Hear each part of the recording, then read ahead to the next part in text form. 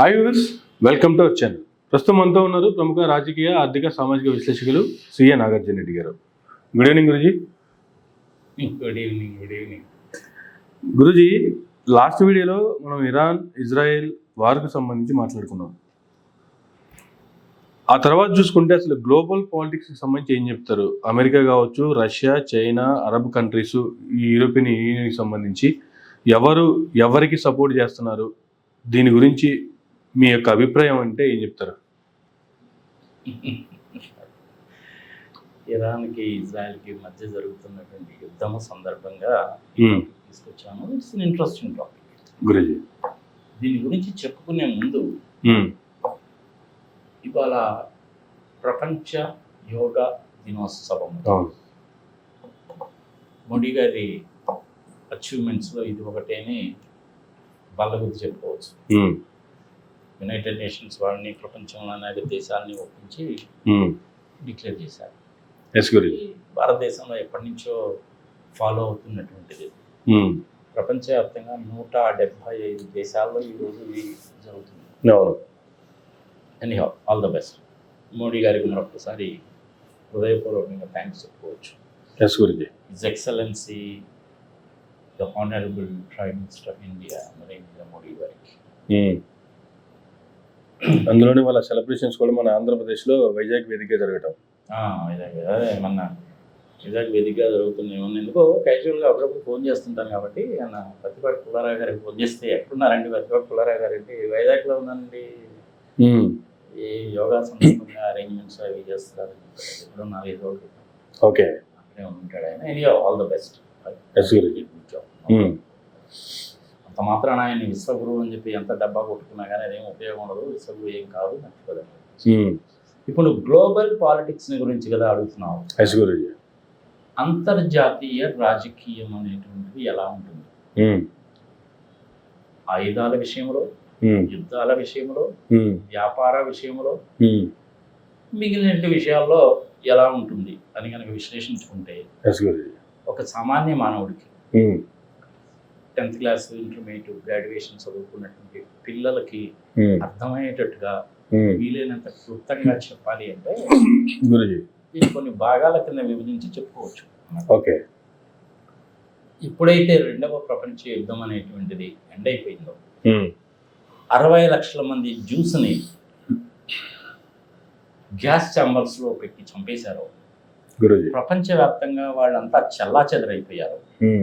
మళ్ళీ 14వ తారీఖు మే 1948 సంవత్సరంలో ఏకమయ్యారు. దాని తర్వాత నుంచి పరిణామాలు కనుక చూసుకుంటే 3 ప్రధానమైనటువంటి వర్గాల కింద ప్రపంచం అంతా కూడాను విడిపోయింది. ఓకే. ఒక వర్గాన్ని నాటో అంటారు, నార్త్ అట్లాంటిక్ ట్రీటీ ఆర్గనైజేషన్. దీనికి బాస్ అమెరికా. ఓకే. ఈ అమెరికాతో పాటు అమెరికాకి సపోర్ట్ చేసేటువంటి అన్ని యూరోపియన్ దేశాలు, ఓకే, జపాన్, ఆస్ట్రేలియా, ఇవన్నీ కూడా నాటోలో సభ్య దేశాలు. వాళ్ళ ప్రధాన ఉద్దేశం ఏమిటి అంటే ఈ నాటో దేశాల మీద ఎవరైనా యుద్ధము కనుక చేస్తే అందరూ కూడా సపోర్ట్ చేయాలి. ఓకే, అది ప్రధాన ఉద్దేశం. అది నాటో. ఓకే. రెండవది గ్రూప్ ఏంటి అంటే Soviet group. Soviet Russia, China, అలాగే మన నార్త్ కొరియా, క్యూబా, ఇలాంటి దేశాలన్నీ కూడా కలిపి ఒక 2వ గ్రూప్. ఈ 2 గ్రూపుల మధ్య కూడా కోల్డ్ వార్ అనేటువంటిది ఎప్పుడూ జరుగుతూనే ఉంటుంది. ఈ రెండింటికి మధ్య ఉండేటువంటిది నాన్ ఎలియన్ కంట్రీస్ అంటారు. ఇటు నాటోకి సపోర్ట్ చేయరు 100%, అటు సోవియట్ గ్రూప్కి సపోర్ట్ చేయరు 100%. ఓకే. తటస్థంగా, మధ్యస్థంగా ఉంటారు. అది ఒక్కోసారి ఉపయోగపడుతుంది, ఒక్కోసారి కొంపలు కూడా ముంచుతుంది. సరే, సాధక బాధకాలు, అడ్వాంటేజెస్, డిసడ్వాంటేజెస్ అన్ని ప్లేసుల్లో వీటిలో కూడా అలాగే ఉంటుంది. ఇది ఫస్ట్ పాయింట్. ఓకే. ఇప్పుడు సెకండ్ పాయింట్ ఏంటంటే ఎవరు ఎవరికి సపోర్ట్ చేస్తారు, ఏ విషయాల మీద సపోర్ట్ చేస్తారు, ఎంత మేరకు సపోర్ట్ చేస్తారు, ఎందుకు సపోర్ట్ చేస్తారు, వీటి మూలకంగా ప్రపంచ ఆర్థిక వ్యవస్థ ఎలా ఉంటుంది, శాంతి భద్రతలు ఎలా ఉంటాయనే సంగతి తెలుసుకోవాలిగా. అంతేగా. కదా. ఒకే ఒక ముక్కలో కనుక చెప్పాలి అంటే మరి గురుజీ ఆయుధాలు అమ్ముకోవడం, వ్యాపారం చేయడం మెయిన్ ప్రధానమైనటువంటి ఉద్దేశం. ఓకే. ఇది గుర్తుపెట్టుకుంటే చాలు ఒక సామాన్య మానవుడు. ట్రంప్ గారు ప్రెసిడెంట్గా ఉన్నా, బైడెన్ గారు ప్రెసిడెంట్గా ఉన్నా, బిల్ క్లింటన్ ఉన్నా, ఒబామా ఉన్నా, ఇంకా వెనక్కి వెళితే చూసుకో సీనియర్ బుష్, జూనియర్ బుష్, ఎవరున్నా సరే, రిపబ్లికన్స్ అయినా డెమోక్రాట్స్ అయినా సరే, అమెరికా వాళ్ళ పద్ధతి అనేటువంటిది ఎప్పుడూ ఒకే రకంగా ఉండదు. అది తేడా ఉండదు. అమ్ముకోవడం, వ్యాపారం చేసుకోవడం. ఆయుధాలు అమ్ముకోవాలి, వ్యాపారం చేయాలి, నా ముందు చేతులు కట్టుకొని నిలబడాలి, నేను కర్రపత్తనం చేయాలి, నువ్వు నోరెత్తి మాట్లాడకూడదు. ఇదే సూత్రం. రష్యాకు సంబంధించిన కూటమిలో ఆ వ్యవహారం ఉండదు. ఓకే. నాన్న లేని గ్రూప్లో నవ్వుతూ చూస్తూ ఊరుకుంటారే కానీ ఏ సంగతి కూడాను చెప్పాలి.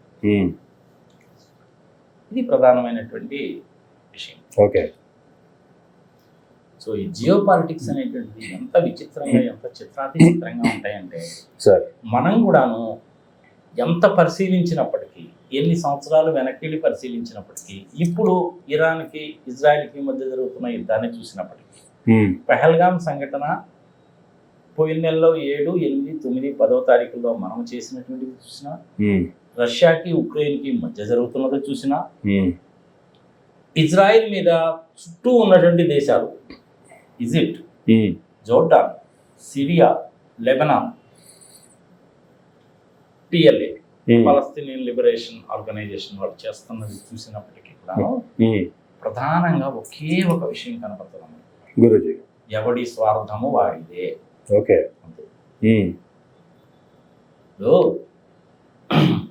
సోవియట్ రష్యా వాళ్ళు, ఇజ్రాయిల్ వాళ్ళు భారతదేశానికి మంచి మిత్రులు, కానీ మనం సోవియట్ బ్లాక్లో లేము. ఇజ్రాయిల్ వాళ్ళు మనకి ఎంతో హెల్ప్ చేశారు. మా దేశానికి స్వతంత్రం రావడానికి మీరే కారణం అని వాళ్ళ రాజ్యాంగంలో రాసుకున్నారు.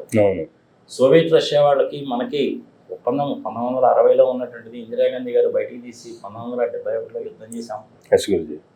వాళ్ళకి సంబంధించినటువంటి యుద్ధ విమానాలకు సంబంధించినటువంటి డిజైన్స్, డ్రాయింగ్స్, టెక్నాలజీ మొత్తం కూడా మనకి ఇచ్చారు. MiG 21, 23, 25, 27, 29, Sukhoi 31, ఇప్పుడు లేటెస్ట్ గా Sukhoi 57. మీరే తయారు చేసుకోండి, మీరే వాడుకోండి, కావాలంటే వేరే వాళ్ళకు కూడా అమ్ముకోండి, ఎంతో కొంత మాకు ఇవ్వండి. బ్రహ్మోస్ మిజైల్ తయారు చేయడంలో సహకరించారు, సూపర్ కంప్యూటర్స్ తయారు చేయడంలో సహకరించారు. రోదసీలోకి మన భారతీయులు పంపించింది వాళ్ళ సహకారంతో. అనేక శాటిలైట్స్ కూడా మనం వాళ్ళ సహకారంతో లాంచ్ చేసాం. బిలాయ్, బొకారో, వైజాగ్ స్టీల్ ప్లాంట్, సేలంలో ఉన్నటువంటి స్టెయిన్లెస్ స్టీల్ ప్లాంట్, భారతదేశానికి సంబంధించిన అణు విద్యుత్ శక్తి కేంద్రాల్లో కూడా వాళ్ళు చాలా సహాయం చేశారు. మంచి మిత్రులు. కానీ మనం వాళ్ళ పక్షాన ఉన్నాం, ఇచ్చి పుచ్చుకునే ధోరణిలో పోతాం. 35% డిస్కౌంట్ తోటి వాళ్ళు మనకు ఆయిల్ ఇచ్చారు, మనం వాళ్ళకి డాలర్స్లో పే చేసాం. ఆ ఆయిల్ని మనం ఇండియా తీసుకొచ్చి రిఫైన్ చేసి అమెరికా వాళ్ళకి అమ్మాం. ఇది గ్లోబల్ పాలిటిక్స్. కానీ మోడీ గారు ₹1 కూడా మనకి తగ్గించలేదు. తగ్గించరు కదా, తగ్గించరు. ఇంకా నేను ఎట్లా పెంచలేదు, సంతోషించు. ఓకే. ఇక అమెరికా వాళ్ళ విషయం కనుక వస్తే 1971లో వాళ్ళకి మనకి యుద్ధం వచ్చినప్పుడు అమెరికా వాళ్ళు పాకిస్తాన్కి సపోర్ట్ చేశారు. పాకిస్తాన్లో యుద్ధ స్థావరాలు నెలకొల్పుకోవడానికి ప్రయత్నించారు, నెలకొల్పుతున్నారు కూడా. F-16 లాంటి వాళ్ళకి ఇచ్చారు, వాళ్ళ 7th ఫ్లీట్ని దించారు. అన్నీ జరిగినాయి. అమెరికా వాళ్ళు, బ్రిటన్ వాళ్ళు ఇద్దరు కలిసి చేసినటువంటి పని అనమాట. రష్యా వాళ్ళ దగ్గర పారిపోయారనుకో, దట్ ఇస్ డిఫరెంట్. సో ఆ విధంగా పాకిస్తాన్కి సపోర్ట్ చేస్తారు. ఎందుకు? దేశాన్ని విభజించింది బ్రిటిషర్స్ మత ప్రాతిపదిక మీద, గుర్తుపెట్టుకోవాలి. 10 లక్షల మంది చనిపోయారు ఇట్టించటికి అట్టించటికి పోతున్నప్పుడు. సమాచారం అయిపోయింది, చరిత్ర 50 సంవత్సరాల పైన అయిపోయింది. కానీ యంగర్ జనరేషన్ తెలియాలి కాబట్టి చెప్తున్నాను. 3వ తారీఖు డిసెంబర్ 1971 నుంచి 16వ తారీఖు డిసెంబర్ 1971 వరకు 13 రోజులు యుద్ధం జరిగింది. 93,000 మంది సైనికులు లొంగిపోయారు. బంగ్లాదేశ్ ఏర్పడింది. ఇప్పుడు వాళ్ళు కూడాను మనం అంటే ఎందుకో కొంచెం ద్వేషము, కోపం వచ్చింది. That is different. గురుజీ. అట్లా అమెరికా వాడు పాకిస్తాన్కి సపోర్ట్ చేశారు. అప్పుడు చైనా వాడు రాలా ఇంకా. ఓకే. రష్యా వాడు మనకి సపోర్ట్ చేశారు, ఇజ్రాయలీ వాడు మనకి సపోర్ట్ చేశారు. మరి ఇప్పుడు పరిస్థితి ఏంటి? ఎస్ గురుజీ. మోడీ గారు హౌదీ మోదీ అని చెప్పి హడావుడి చేశారు. అవును. మొన్నేమో ప్రెసిడెంట్గా ప్రమాణ స్వీకారం చేసినప్పుడు ఈయన పిలవలేదు. చైనాకి సంబంధించిన జింగ్పింగ్ గారిని పిలిచారు, ఆయనకేమో రావడానికి పిలవకపోతే వాళ్ళ ఎన్వైని పంపించారు. అవును. ఒక రకంగా భారతదేశాన్ని ఇన్సల్ట్ చేసినట్టే లెక్క. వ్యవహారం మారిపోలా. అంతేగా.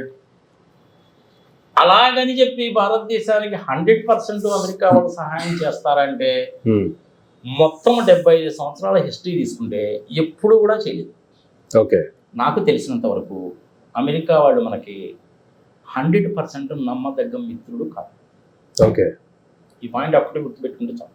నమ్మదగ్గ మిత్రుడు కాదు. కానీ మనం వాడు 35 లక్షల మంది అక్కడ ఉన్నాం. అవును.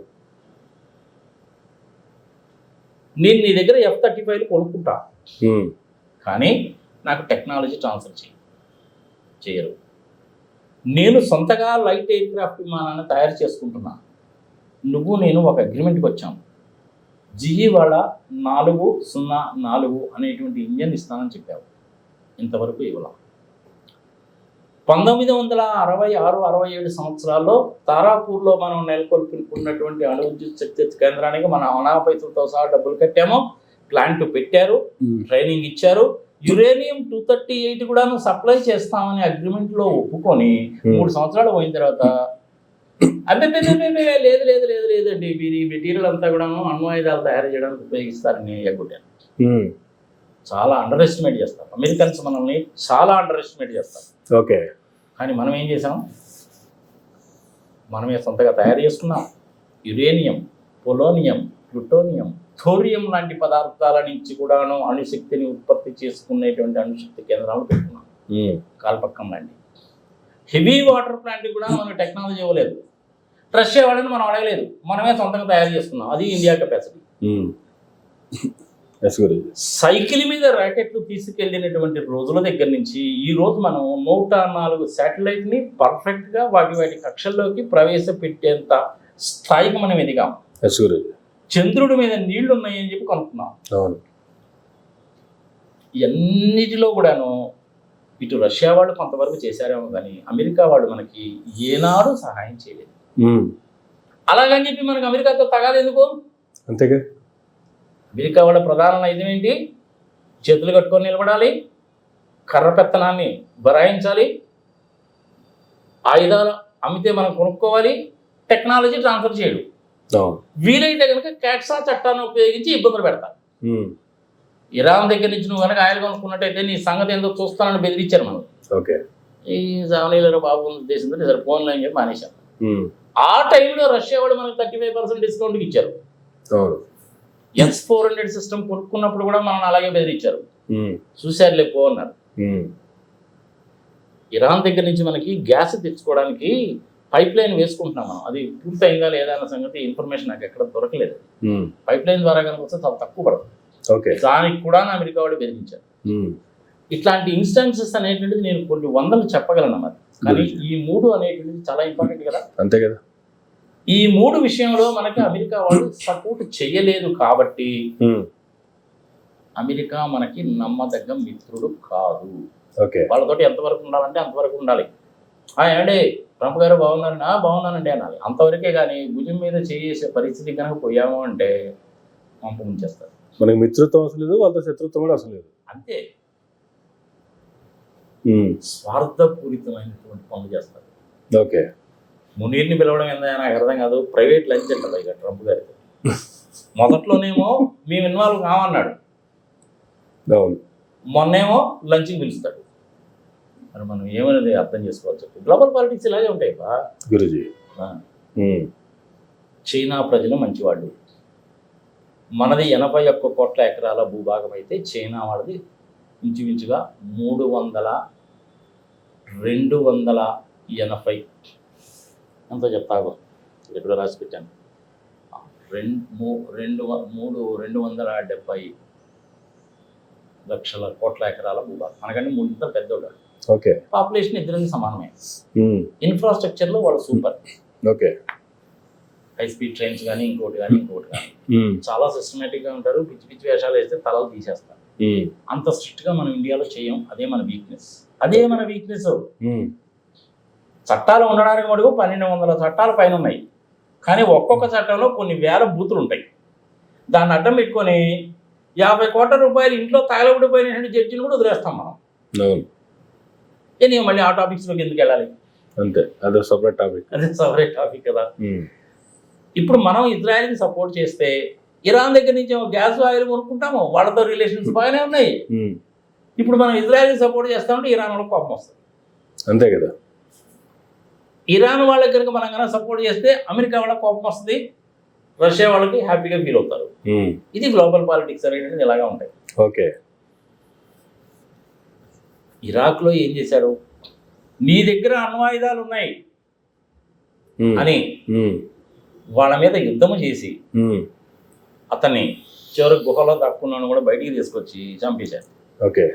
మన పేరెంట్ టక్కున గుర్తు రావట్లేదు. అది దేనికి చేశారు అంటే కేవలము ఇరాక్ మీద వాళ్ళ దగ్గర ఉన్నటువంటి ఆయిల్ రిసోర్సెస్ని దోచుకుపోవడానికి చేసినటువంటి పని. ఓకే. అలాంటప్పుడు మనం నమ్మచ్చా నమ్మకూడదా? ప్రజల విజ్ఞతకు వదిలేదు. అంతే కదా. ఇప్పుడు ఇరాన్ విషయంలో కూడా అదే పరిస్థితి.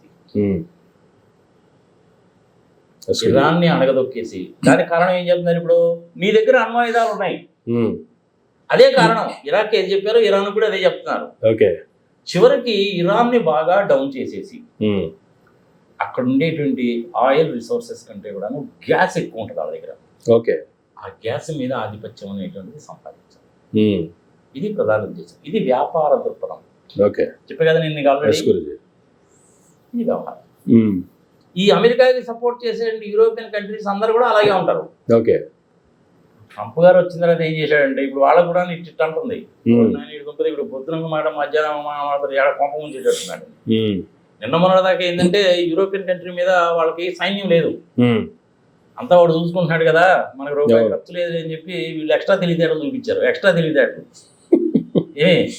ట్రంప్ ఏం చేశాడంటే సూచనలో పోరా బాబు, నీ దేశాన్ని రక్షించడానికి కోసం నేను సైన్యాన్ని మెయింటైన్ చేయడం ఏంది, నేను డబ్బులు ఖర్చు పెట్టుకోవడం ఏంది, ఇవన్నీ వ్యవహారాలు కుదరవు, మీరు నాకు డబ్బులు కట్టాల్సిందే అన్నాడు. దాంతో ఇప్పుడు యూరోపియన్ కంట్రీస్కి ఇబ్బందులు పడేది ఏమి లేదు. వాళ్ళు వాళ్ళ సైన్యాన్ని చిన్నగా డెవలప్ చేసుకుంటున్నారు. ఆయుధాలు కొనుక్కోవాలంటే అనేది కొనుక్కోవాలా, మళ్ళీ అమెరికా కొనుక్కోవాలా, మళ్ళీ అది వ్యాపారం. అంతే కదా. ఇప్పుడు రఫేల్ ఉంది, ఫ్రాన్స్ వాళ్ళది. అందుకనే చూడు, ఎవరి దగ్గర అయితే టెక్నాలజీ ఉందో, కాస్త వస్తు సైన్యం ఉందో, ఇలాంటి రాఫెల్ లాంటి యుద్ధ విమానాలు ఉన్నాయో, హబల్జర్ లాంటి గన్స్ ఉన్నాయో, వాళ్ళు తీవ్రంగా ట్రంప్ని వ్యతిరేకిస్తున్నారు. ఓకే. కానీ వేరే వాళ్ళు ఎవరు కూడాను వాళ్ళు పెద్దోళ్ళు చూసుకుంటారు కదా, మనకి ఎందుకులే అన్న ఉద్దేశంతో చూస్తున్నారు. డబ్బులు కట్టాల్సిందే అన్నారు. మరి చైనా వాళ్ళ విషయంకి వస్తే వాళ్ళకి మనకి ఓన్లీ భూభాగం దగ్గర మాత్రమే తగదాం. వాళ్ళకి మనకి మంచి రిలేషన్స్ ఉన్నాయి. మన పిల్లలు కూడా చాలా మంది అక్కడికి వెళ్ళి మెడిసిన్ చదువుకున్నటువంటి వాళ్ళు ఉన్నారు. కల్చర్ వైజ్గా ఇద్దరిది కూడా మంచి కల్చరే. వాళ్ళకి కూడా మంచి మంచి ఇన్వెన్షన్స్ కూడా ఉన్నాయి. ఇన్ఫ్రాస్ట్రక్చర్ ప్రమాణంగా ఉంటుంది. సరే, అఫ్ కోర్స్ మొన్న ఏదో మిజైల్స్ 15 మిజైల్స్ సంగతి సమాచారం అన్ని ఫెయిల్ అయిపోయినాయి. ఆ ఎయిర్ క్రాఫ్ట్ ఫెయిల్ అయిపోయినాయి సంగతి సమాచారం జరిగింది. చైనా వాళ్ళతోటి మనం ఫ్రెండ్లీగా ఉన్నా, చైనా వాళ్ళు మనతో ఫ్రెండ్లీగా ఉన్నా అది అమెరికాకి నచ్చదు. ఓకే. ఎందుకంటే మన ఇద్దరం కొట్టుకుంటూనే ఉండాలి. కానీ విచిత్రం ఏంటో తెలుసా, వాళ్ళకి సంబంధించిన ఐఫోన్లు మొత్తం మళ్ళీ చైనాలో తయారు చేస్తారు. కారణం ఏంటి? చైనాలో తయారు చేసి అమెరికాలో కనుక అమ్మినట్టు అయితే నీకు 100 రూపాయలు పడుతుంది. అదే అమెరికాలో తయారు చేసి నువ్వు అమెరికాలో అమ్మాలంటే 150 రూపాయలు పడుతుంది. అక్కడ కూడా మళ్ళీ వ్యాపారమే.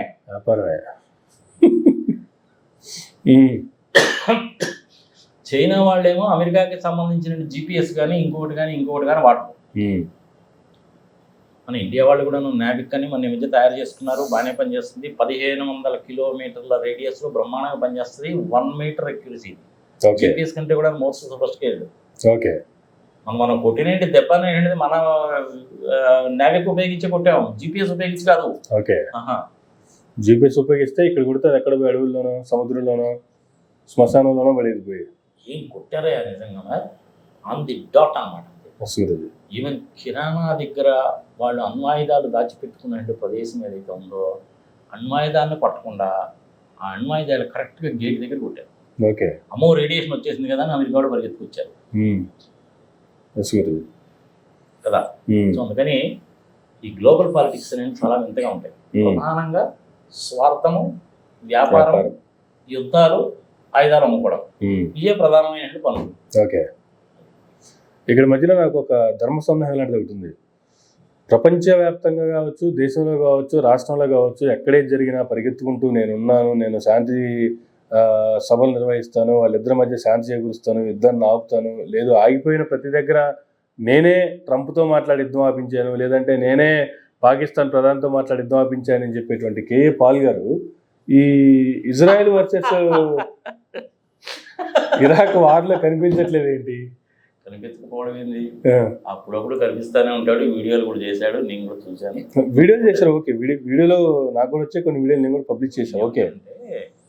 కానీ వాళ్ళతో సంప్రదింపులు జరిపి యుద్ధం జరగకుండా ఆపాలి కదా.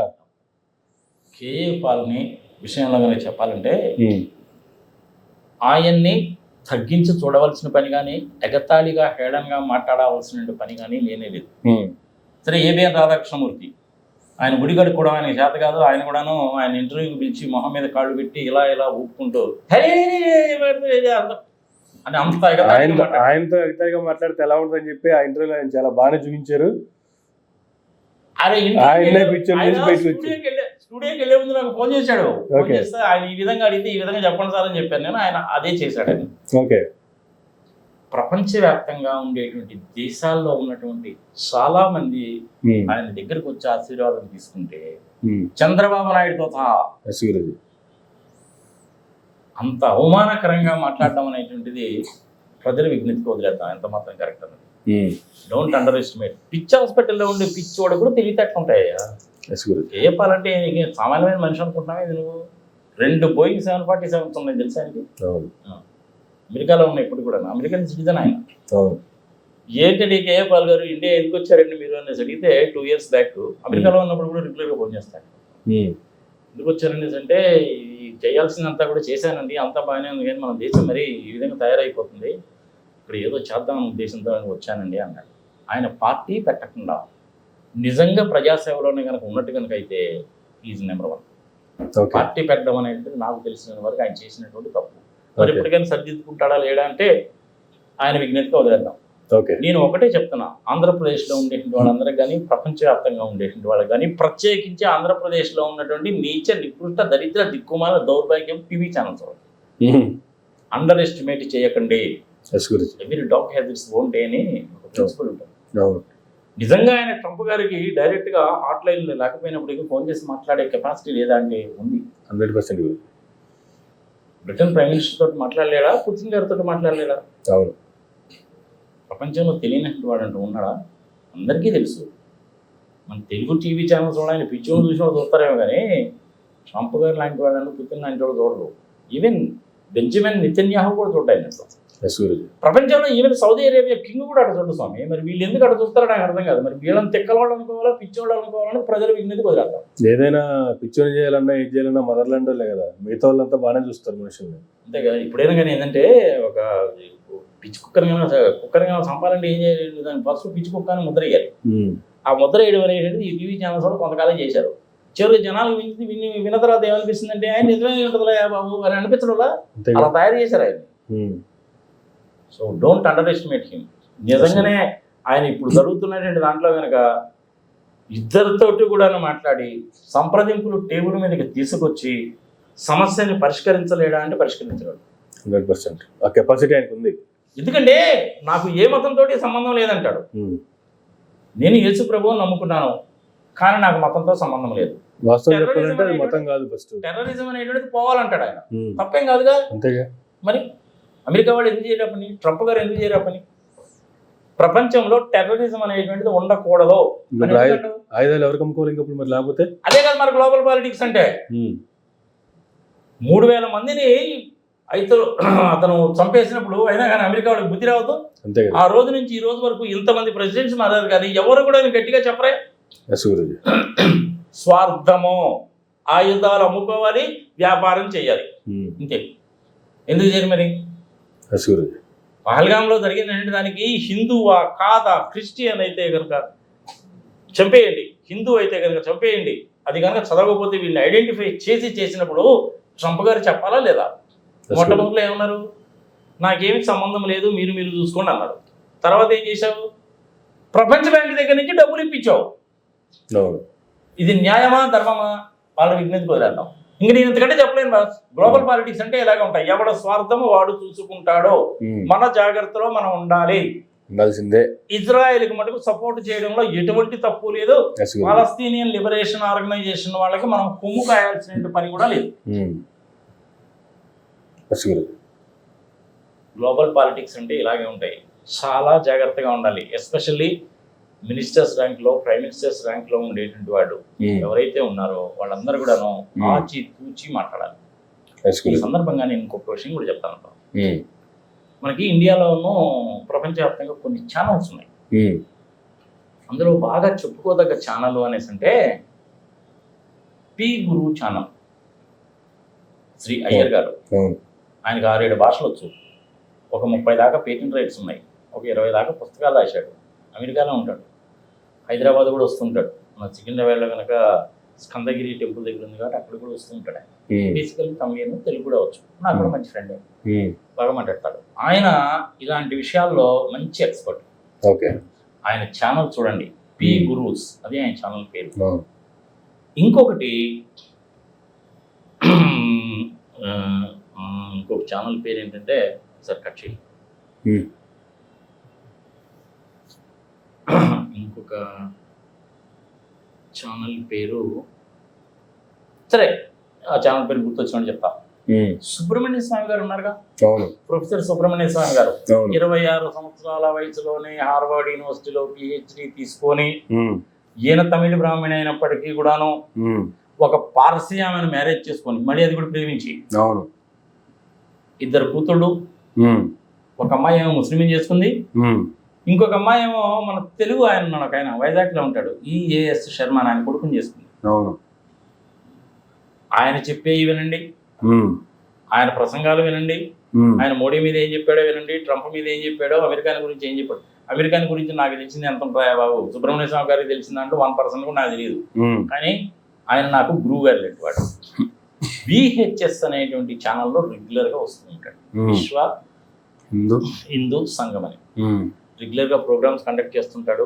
సుబ్రహ్మణ్య స్వామి గారు కూడా ది వైర్ ఛానల్, మీరు ఇందాక ఇంకోటి ఇదే ఈ ఛానల్, అది ది వైర్ అనేటువంటిది వేరే, అది ఇంకో ఛానల్. అది కూడా మన కరెంట్ తాపరు వీళ్ళు ఉన్నారు కదా, వాళ్ళు కూడా చాలా చక్కగా చెప్తూ ఉంటారు. At the same time of course Arun Goswami చెప్పే కూడా వినండి. అరుణ్ గోస్వామి ఈ మధ్య మాట మారిందో, ఒకప్పుడేమో అమెరికా వాళ్ళు అనేసి అంటే అసలు వాళ్ళంటే ఎలాంటి వాళ్ళు అనుకుంటున్నారు, ఆహా ఓహో చాలా గొప్ప వ్యక్తులు, ప్రపంచంలో ఇంత గొప్ప వ్యక్తులు లేదనేవాడు. ఈ మధ్య ఆయన టోర్ మార్చాడు. అదే సంగతి. ఇప్పుడు ట్రంప్ గారు నేను 180 కోట్లు నా ఫ్రెండ్ మోడీకి ఇచ్చానని చెప్పాడు. మరి అరుణ్ గోస్వామి దాని గురించి డిబేట్ ఎప్పుడు పెట్టాయి? మన ప్రధానమంత్రి మోడీ గారు నాకు ఇవ్వలేదు అని చెప్పలేదు, ఇచ్చారు అని చెప్పలేదు. ఆయన అమెరికా ప్రెసిడెంట్ అనౌన్స్ చేశాడు, మనమేమో నోరు మూసి కూర్చున్నామంటే మనం పిచ్చోడం చేసినట్టేగా. వాళ్ళు ఒకటే కదా, వాళ్ళు ఎందుకు దాని మీద పెట్టరు కదా. మరి 180 కోట్ల సంగతి ఏమైపోయింది? అంతే సంగతులు అవి తీసుకోకపోతే మోడీ గారు ఖండించాలి కదా కనీసం. ఇమ్మీడియట్ గా చెప్పుకునేవాడు అనమాట. ఇప్పుడు ఎంతవరకు పోవచ్చు అంటే ఆ వ్యవహారం నిజంగానే మన ప్రైమ్ మినిస్టర్ మోడీ గారే ట్రంప్ మీద ఇంటర్నేషనల్ కోర్ట్ ఆఫ్ జస్టిస్ లో కేసు పెట్టచ్చు. ఎంత చెప్పుకున్నా సరే అమ్మాయి గురూజీ ఒక సామాన్యమైనటువంటి భారతీయుడిగా ఇంత చెప్పావా ఆ సోది, నీ ఉద్దేశం ఏందో చెప్పుకుని జనంలో ఎవడైనా కింద కామెంట్ పెడతారుగా, దానికి కనుక సమాధానం కనుక చెప్పాలి అంటే మనము ప్రపంచంలో ఎవరి మీద కూడాను ఆధారపడకూడదు. మన ఆహారాలకు కానీ, విత్తనాలకు కానీ, మందులకు కానీ, చదువుకు కానీ, ఆయుధాలకు కానీ ఆధారపడకూడదు. సొంతంగానే చేసుకోవాలి. పాకిస్తాన్ తోటి, చైనా వాళ్ళతోటి శత్రుత్వం కూడా మనకు అవసరం లేదు. అంతే కదా. అమెరికా వాళ్ళతోటి ఫ్రెండ్లీగా ఉండి భుజం మీద చేసుకొని తిరగాల్సిన పని లేదు.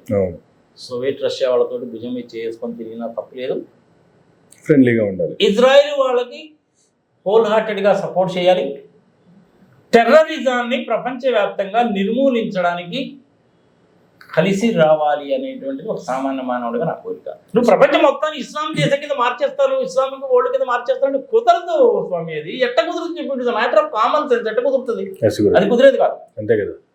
ఇప్పుడు ఇండియాలో ఈ ముస్లిమ్స్లో ఏంటంటే ప్రధానంగా 2 తెగలు ఉంటాయి. మా ప్రజలు తెలుసుకోవాలి, వాళ్ళు చెప్తున్నారు. సున్నీస్, షియాస్ అని ఉంటాయి. మన ఇండియాలో సున్నీలు ఎక్కువ, పాకిస్తాన్లో షియాస్ ఎక్కువ, ఇరాన్లో కూడా షియాస్ ఎక్కువ. ఇది తగాల. ఓకే. ఇప్పుడు మనకి హిందూ మతంలో కనుక శైవులు వైష్ణవులు ఉన్నారు. ఒకప్పుడు బాగా కుట్టుకునేవాడు. దాని మీద మనం సినిమా కూడా చేసాం. గుర్తుంది కదా నీకు? ఎవరో ఆ సినిమాలో మెయిన్గా యాక్ట్ చేసింది పేరేదో ఉందా, ఎందుకంటే అప్పుడు పేరు మర్చిపోయాను నేను. దశావతారాల్లో వేసాడు కమల్ హాసన్. అదే కదా శైవులకి విష్ణువులకి తగాదగా. ఇప్పుడు లేదనుకోది, పోయింది, రూపం మారిపోయింది. కానీ వీళ్ళిద్దరి మధ్య కూడాను ప్రపంచంలో ఇప్పుడు కూడా ఎక్కడో ఒక చోట యుద్ధాలు జరుగుతూనే ఉంటాయి. ఇప్పుడు యుద్ధాలు రావడానికి కూడా కారణం ఏంటంటే షియాస్ సున్నీస్కి మధ్య ఉండేటువంటి తేడాలు మారుతుంది. ఓకే. అది వాళ్ళు చూసుకుంటారని మనం వదిలేయడానికి వీల్లేదు. అంతే కదా. ఇంచుమించుగా 86% of the Indians are Sunnis. అడగచ్చుగా ముస్లిమ్స్ మీద మీ అభిప్రాయం ఏంటంటే నాగార్జున రెడ్డి గారిని కనుక అడిగితే ఇంతకుముందు కూడా వీడియోలో చెప్పాను, మళ్ళీ ఒకసారి చెప్తాం. 99.5% of the Indian Muslims real Muslims. నా దృష్టిలో వాళ్ళే అసలు రియల్ ముస్లిమ్స్ అంటే. చాలా పేట్రియాటిక్గా ఉంటారు, దేశభక్తి ఉంటుంది. ఇంతమందిలో ఒకడే ఇద్దరే ఉంటాడు, తీసేబా. వయాసిస్లో కూడా ఇంతకుముందు మాట్లాడిన మాట దూరం లేదు. ఇప్పుడు చూసావా? అంతకుముందు నేను భారత్ మాతాకి జై అనేసి అంటే నేను అన్నాడు. మరి ఇప్పుడు మన అన్ని దేశాల్లో తిరిగి రావడానికి ఆయన కూడా పంపించారుగా, ఖండించాడుగా. మరి మార్పు వచ్చిందా లేదా? 99.9% ఆఫ్ ద ఇండియాలో ముస్లిమ్స్ అందరూ కూడా అలాగే ఉంటారు. కొంతమంది ముస్లిమ్స్ తారసపడ్డారు. కుంభమేళాకి వెళ్ళింది, ఏందబ్బా వీళ్ళు వచ్చారు ఏంది అనేసి అనుకున్నాం అనమాట. మాకు ఇది మామూలేనండి, మేము ఇక్కడ మాకు ఆ తేడాలన్నీ ఏమి ఉండవండి అన్నారు. ఇది అక్కడ దాకా ఎందుకు? మా ఊళ్ళో మాకు తేడాలు ఉండవు. మా మందపాటి ఫ్యామిలీ వాళ్ళకి సంబంధించింది మా నేటివ్ ప్లేస్ లోనే ఒక పేరు ఉంది. ఈ పేర్ల పండుగ అవి వచ్చినప్పుడు వాళ్ళు మా ఇంటికి అవి పట్టుకొని వస్తారు. మేము కూడా వాళ్ళకి బట్టలు అవి పెట్టి ఎంతో కొంత ఇస్తాము. అది మన గుంటూరులో లాంటి ప్రదేశాల్లో ముస్లిమ్స్ కనుక ఉన్నారంటే పాపం వాళ్ళకి ఆ ఉర్దూ భాష మాట్లాడాలని కోరుకుంటుంది కానీ మాట్లాడలేరు. నిన్న మొన్న కిందగా అంటాం. వాళ్ళు చాలా పద్ధతిగా ఉంటారు. ఇండియాలో ముస్లిమ్స్ రావట్లేదు కదా. ఇప్పుడు జమ్మూ కాశ్మీర్లో తీసుకున్నాం. జమ్మూ కాశ్మీర్లో ఏంటంటే కార్గిల్ ఏరియాలో ఉండేటువంటి వాళ్ళందరూ ఇరాన్ సపోర్ట్ చేస్తారు. కార్గిల్ ఏరియాలో ఉండేవాళ్ళు.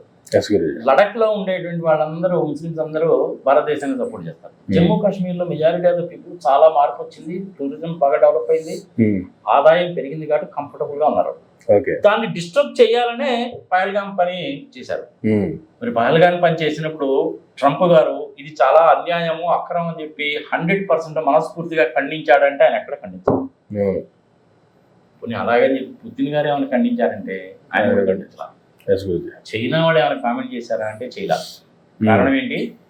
స్వార్థము. అంతే. ఫైనల్ గా ఒక 2-3 ముక్కలు కనుక చెప్పాలి అంటే రష్యా వాళ్ళతోటి ఇజ్రాయెల్ వాళ్ళతోటి మనం 100% చక్కటి ఫ్రెండ్షిప్ ఉంటుంది.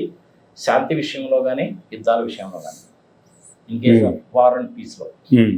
అమెరికా వాళ్ళతోటి రిలేషన్స్ అనేటువంటిది హాయ్ అంటే హాయ్ లాగానే ఉండాలి కానీ ఎటువంటి పరిస్థితుల్లోనూ వాళ్ళని నమ్మడానికి వీల్లేదు. కానీ మన వాళ్ళు 35 లక్షల మంది ఉన్నారు, అది గుర్తుపెట్టుకోవాలి. యూరోపియన్ కంట్రీస్లో కూడా వ్యవహారం ఇలాగే ఉంటుంది. జపాన్లో వ్యవహారం ఇంకో రకంగా ఉంటుంది. చైనా వాళ్ళతోటి శత్రుత్వదు. 4064 చదరపు కిలోమీటర్లు ఆక్యుపై చేశారని 100 సార్లు ఇప్పుడు సుబ్రహ్మణ్య స్వామి చెప్పినా గానీ మోడీ గారు కాదు అని చెప్పి ఎక్కడ అనలా.